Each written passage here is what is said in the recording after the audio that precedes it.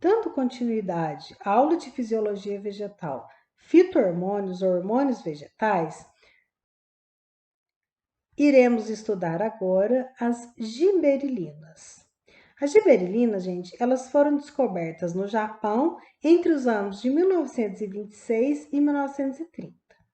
Como? Eles observaram que o Japão, ele consome bastante arroz, ele tem o arroz como fonte de amido, assim como nós brasileiros, e entre os anos de 26 e 30, eles observaram que o arroz estava sendo severamente atacado por um fungo chamado Gibberella fungiculae. Esse fungo aqui, ele faz com que essa planta cresça exageradamente e tombe. E quando essa planta tomba, gente, os grãos de arroz, eles entram em contato com o solo e eles entram em processo de deterioração, causando um sério dano à cultura do arroz no Japão nesses anos.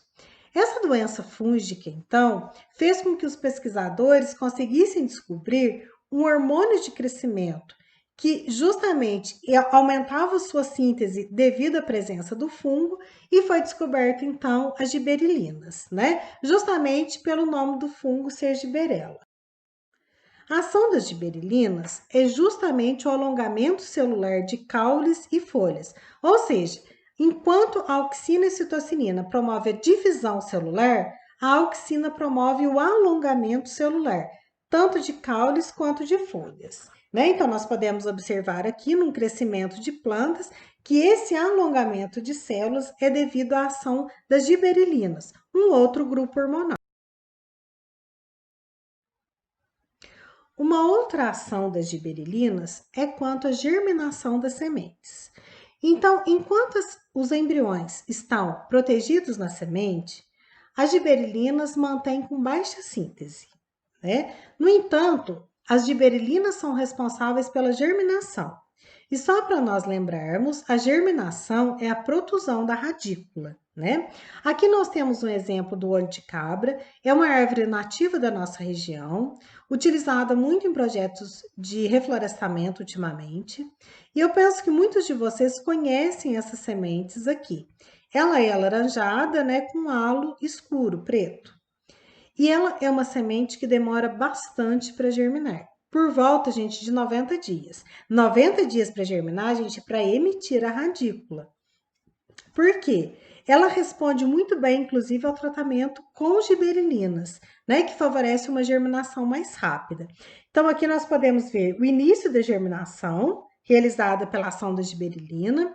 Aqui a emergência dela no solo, ou seja, essa planta aqui já começou a aparecer no solo, e aqui, as duas primeiras folhas, e aqui o desenvolvimento da planta. E, na verdade, gente, o ácido abscísico é um outro grupo de hormônios, inclusive está muito ligado com as giberelinas para a germinação de sementes. Então, o ácido abscísico, chamado também como ABA, ele promove a inibição das gemas, no caso, por exemplo, do pessegueiro, que nós falamos que quando a citocinina diminui, aumenta o etileno, e favorece a queda das folhas. No entanto, essas gemas permanecem em dormência no outono e inverno pela presença do ácido abscísico, E ele promove também a inibição da germinação das sementes nesse período de outono e no inverno. Então, gente, todas as vezes para um hormônio entrar em ação, ele precisa de um sinal.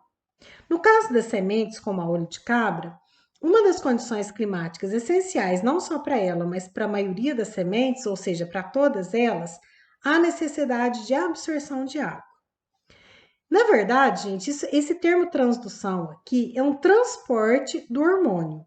Então, esse balanço hormonal acontece da seguinte maneira. Ocorre uma diminuição do ácido abscísico, que estava mantendo a semente em dormência, e aumenta a síntese de giberelina, que é o hormônio responsável pela germinação. Em resposta ao que acontece, a germinação dessa semente.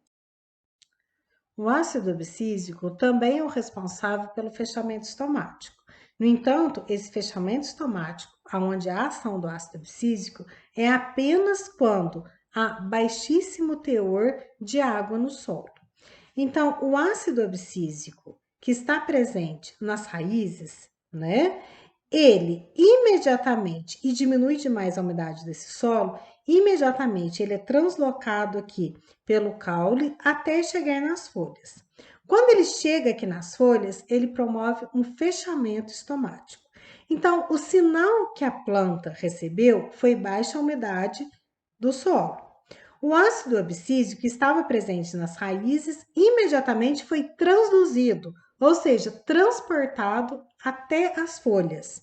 E quando ele chegou até os estômatos, ele fez com que os estômatos se fechassem. E por que ele faz isso? Para proteger a planta contra o excesso de perda de água por transpiração, promovendo, tendo um problema, inclusive, de excesso de perda de água, fazendo com que a planta entre em estado de murcha permanente. Essa planta morre, né? Então, o ácido abscísico, ele protege essa planta em baixas concentrações de água.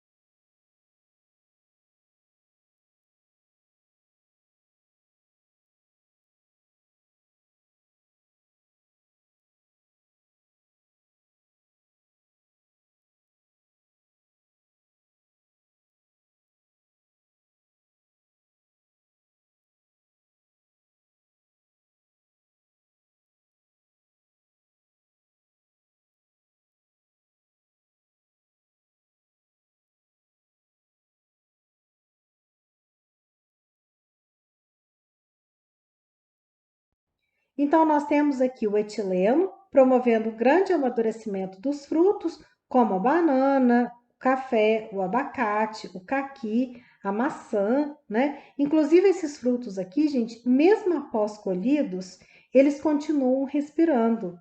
Tanto é que nós colhemos, por exemplo, a banana no ponto de vez e a banana ela amadurece, né? O abacate, a mesma coisa, o caqui, né? O café, ele também promove uma respiração, mas por poucas horas, aproximadamente 12 horas só. Então, o que não faz com que um café, por exemplo, estágio de verdicana, consiga chegar ao estágio de cereja, né? Se conseguir, seria muito bom para o cafeicultor, mas esse período de tempo é muito curto. Só que essa respiração da planta favorece a síntese de etileno, que promove o amadurecimento desses frutos. Então, o etileno, além da precisão de folhas, frutos e flores, ele é o grande responsável pelo amadurecimento. Nós temos aqui, inclusive, a aplicação de produtos que induzem a maior síntese de etileno na planta, como, por exemplo, o etrel. O etrel é um produto da Bayer, ele é aplicado, né, no fruto e ele promove o aumento da síntese de etileno. Por exemplo, gente, a banana que sai aqui do Brasil e vai para os mercados asiáticos ou europeus, elas são transportadas em contêineres refrigerados com uma temperatura média de 4 graus. A 4 graus, o etileno não é sintetizado, então essa banana chega verde nos mercados de origem, porque se ela amadurecesse nos contêineres, ela chegaria apodrecida, que é um fruto que se perde muito rapidamente. Chegando nesses mercados, eles aplicam produto como etrel, né? Ele aumenta a síntese de etileno no fruto, né? E ele amadurece rapidamente. No entanto, gente, ele amadurece mais a casca. O fruto, ele fica com um gosto que nós chamamos de aguado. Então, ele não aumenta o teor de açúcar no fruto, e sim amadurece a casca. No entanto, é muito utilizado em grandes supermercados, aqui no Brasil mesmo se usa muito para o amadurecimento da banana para levar direto para o mercado consumidor. E fica aquele gosto sem graça, né? Parece uma pasta de amido. Por quê? Porque a frutose, que é o principal açúcar da banana, ele não aumenta sua síntese com o uso do etrel. Gente, muito obrigada e até a próxima aula.